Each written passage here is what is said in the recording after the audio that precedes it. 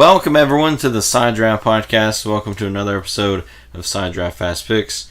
Last week we did not have an episode up, so some of you may not know who we picked at all. Yes, if you watch that video, you watched somebody else's video. So. That wasn't us. Contact the police. They stole our identity. But yeah, if you don't follow us on Twitter, you probably did not know who we picked for that race. We probably should have did a quick video, but we'll know that next time what to do in certain situations. But yeah, I believe out of respect for family members, we decided not to do that. So sorry if y'all was looking for the video. Just under certain circumstances we couldn't do it. Yes, it's unfortunate all that happened, but we'll get back to it. Yep. This week, but we will remind you who we picked last week. It was Xfinity and Cup Series, no Truck Series that week. So for the Xfinity Series, I picked Christopher Bell, who had a very strong car up until the point where he and his teammate Brandon Jones, their tires decided to blow out and leave them. Brandon Jones would be able to get to pit road, service the car, and complete his day, whereas Christopher Bell, he decided to stay out, didn't want to get a penalty, and the tire pretty much just shredded the car all up and set the brakes on fire, and that was the end of his day. Which is kind of weird because I guess they ran over the same piece of metal or whatever it was on the track, and I guess he should have took some lessons from Brandon Jones. Yeah, just come on in, you'll be alright. Yes, it was a very good day for Christopher Bell up until that very bad day moment. Yep. Then you picked Jeffrey Earnhardt, who had a very good day. So yeah, he had an up and down day. He had some tire issues. I believe got in the wall and spun around one time and brought out the caution, but did get a good finish, third, one of his highest running finishes yet. I really like that car. It's a tribute to Officer Sheldon. What a great weekend to bring that car out and give support for him.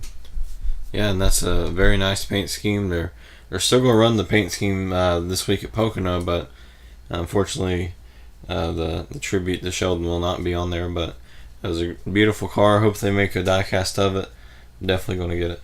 Yeah, because I'm waiting for it, and I'll probably order that thing. There's so many cars this year. You're gonna see. They're just gonna start making their way. I'm going to make a list which ones I need to order, but definitely the Jeffrey Earnhardt was going to be top of my list. All right, so that was our Xfinity Series picks. They did pretty okay, just not the win that we were looking for. Tyler Reddick, we get the win.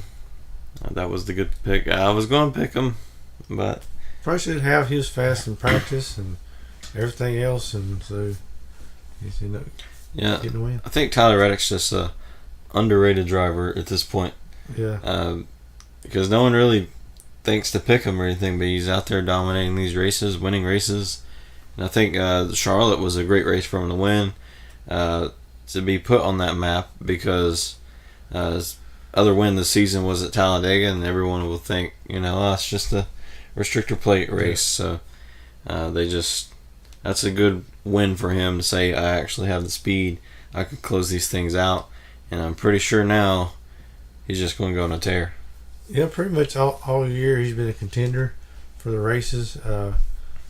Like him and Bell both is going at it, and something towards the end of the race, they either run into each other or something happens. So, but yeah, he's coming on strong. He's going to have another championship here.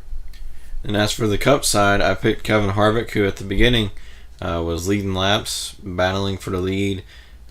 He consistently stayed in second or third throughout the first two stages, but unfortunately, when the night came along, the car just decided to drive like crap. Apparently, according to his radio, it's just amazing how the way the night cycles are, day and night cycles, how the cars will just change instantly on you.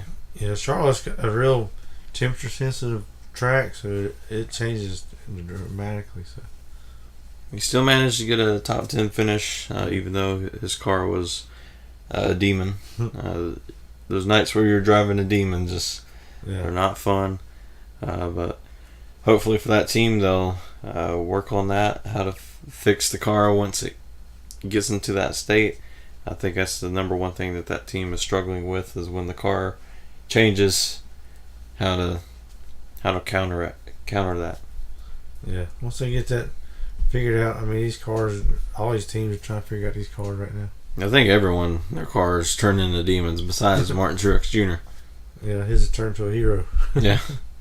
He had a demon at the beginning that just wanted to kiss the wall. Yeah. And that was really impressive out of Martin Truex. I mean, hitting the wall and it's still dominating the race. Yeah. I mean, that's a pretty dominant car out of Martin Truex. Yeah, that team must have done something really good fixing up that car to get it back in contention.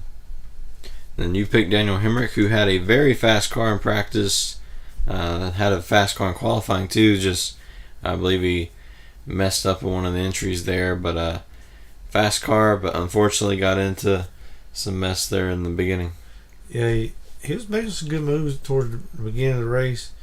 I ain't sure if his spotter told him he's clear or he's trying to clear himself on turn 4 with Clinton Boyer and come across Boyer's nose, and then they both went in the wall, and that kind of pretty much ended his day.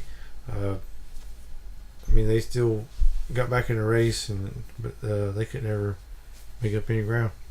Yeah, it just wasn't the Martin Truex Jr. wall hit or anything. No, but, he hit it a little harder than Truex did. Yeah. But, yeah, I think I'm not really sure how he and his spotter is, but I think maybe it's either some spotter miscommunications, information stuff, or Daniel Hemrick just gets too impatient sometimes. Yeah. Because, like we said in previous episodes, this package, you're going to have to be the most patient person if you want to win. Yeah. It might have said, I think you're clear. Go for it. Go for it. Just chop him off. I don't know. It's kind of hard to tell how clear he was, but I mean, clearly Clint knew he wasn't clear. Yeah. Yeah, it's you don't want to back off for somebody that's coming up in your lane, because if you do, you lose all that momentum, and you're probably going to lose like 10 spots. So sometimes the best thing to do is just dump the guy trying to chop you. But in that case, neither one of them really got out of there unscathed. Yeah. And Clint, he didn't have a very good day either. Yeah, it was a tough day for Stewart-Haas Racing, but it was also a tough day for Joe Gibbs Racing as well, but they still managed to get in victory lane. Yep. And now it is time for our picks of the week for Pocono, the Tricky Triangle. First up is the Xfinity Series. There's no Truck Series race this weekend, unfortunately. I know. I miss the trucks. It's probably my favorite series overall. Yes. Very first series we covered on this channel, so can't wait to get back to more Truck Series races. Yep. All right, so for the Xfinity Series race, who are you going with? I'm going to go with Justin Allgaier. I believe Junior Motorsports is starting to pick up a little strength with him and Noah Gragson. They really showed some dominance at Charlotte, and it's about time for Allgaier to just flip that switch and just start taking off. Yeah, I believe it was like that last year, Justin Allgaier. I think he had a win at this point last year, but there was at one point in the season where he just flipped the switch, won races, consistently, and unfortunately didn't get into the Final Four. But once Justin Allgaier flips the switch, he's gonna be tough to beat. Yep. As for me, I'm going with 00 Cole Custer. I think this track is going to be one where he really shines. I think it really matches his driving style. Which at Pocono, you can't drive every corner perfectly, but I think with his certain driving style, he's going to be pretty dominant. Yeah, you got to pick which corner you want to be good at. Yeah, so, which that's the question to ask. Which corner do you want to be best at? Yeah, we need to ask that question. Yeah, so which corner? Turn 4. Yeah, you want to be very good at that turn 4. Where's it at? Just keep looking for it. Keep going. I guess that's something to motivate your driver. Yeah. The quest to win the race to get to turn 4. Turn 4 is in victory lane. Yeah.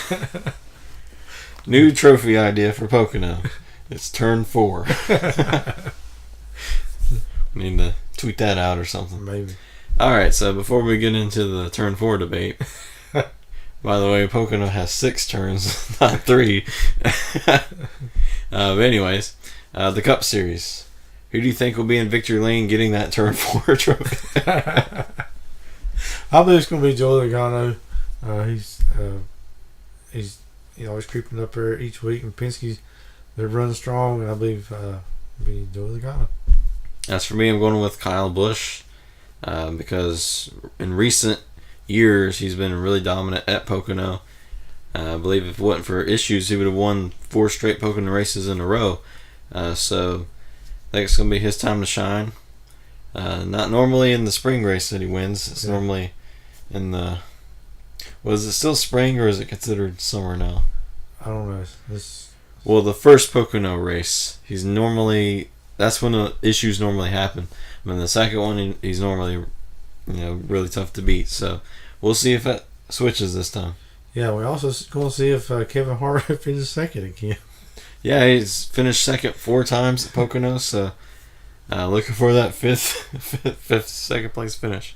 4 his number, so maybe he'll end up in victory lane. Yeah, that'd be really emotional for him. It's like hasn't ever won at Pocono out of the 2 tracks he hasn't won at yet. So if he can get his first win of the season at a track he's never won at, I mean that's gotta be really special.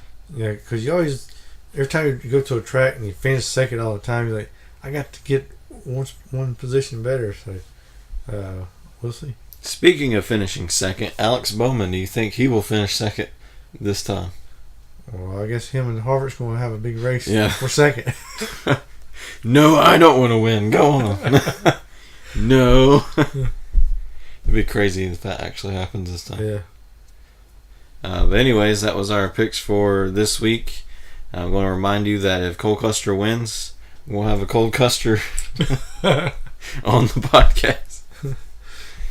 So maybe we'll be in Cole Custer's Cold Custer review. But anyways, hope you enjoyed the video. I know it was kind of weird. But anyways, like and subscribe. And also stay tuned for this week for our race reviews. Hopefully on time this week. Yeah. No, we hadn't been able to do that the past few weeks, but we're going to try to do it this week. Yeah. How many times am I going to say this week? This week. This week. Alright, so stay tuned for those videos, and also check back next Friday for our fast picks for, I believe it's Michigan. Michigan. So we'll see you then.